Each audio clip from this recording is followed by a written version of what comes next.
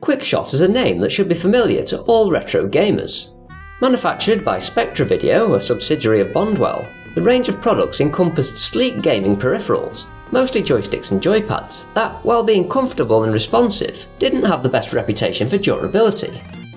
For that reason, they were largely considered inferior to the much sturdier Competition Pros and Zip Sticks. Nevertheless, the latter weren't the ones that went on to become the notoriously coveted Golden Games Master joysticks Spectra Video fans would be quick to point out.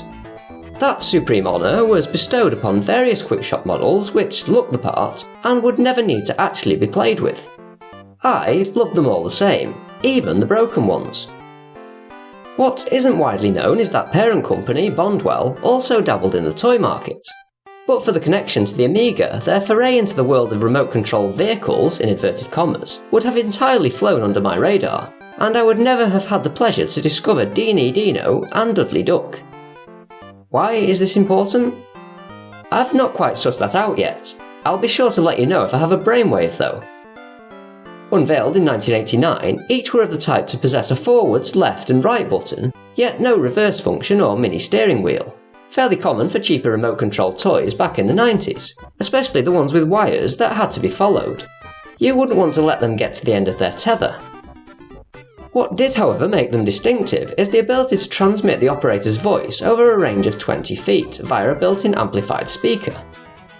I suppose you could sneak up on someone really slowly and quietly from behind and then holler down the receiver from afar, startling them out of their skin.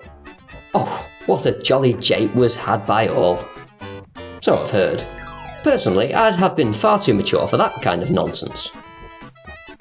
If you were lucky enough to own a Deenie or a Dudley, you could even drive them into yonder distance, 19.99999999999 feet away, and stage an electronic puppet show of sorts, supplying both voices yourself, perhaps one male and one female. Because you wouldn't have had any real friends if you were doing this for entertainment. So I'd imagine. Limitless are the possibilities. Should you have found yourself growing tired of looking at the same old pair of eyes, serendipitously, these were interchangeable. You could even opt for shades to pull off that iconic 90s attitude vogue all the marketing people thought would translate to instant appeal at the time. It largely explains the origin of Cool Spot and also his rapid vaporization into obscurity as the dubious phase inevitably soon passed.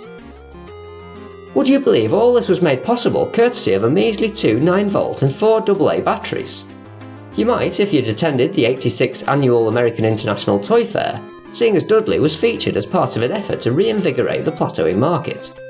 That's according to a New York Times article entitled Toys That Teach, which goes on to explain that the push this year, 1989, was into the edutainment market. A dinosaur and duck duo used to spook the neighbours or remotely deliver your dinnertime meal order to your perplexed parents, not really pushing the boundaries of educational development, would likely have been sidelined. Which would explain why there's barely a mention of the terrible twosome to be found anywhere online. Searching eBay via Google's archives revealed a single long since expired listing from 2016 that sadly includes no pictures, because eBay have purged them for storage conservation reasons. Curse them!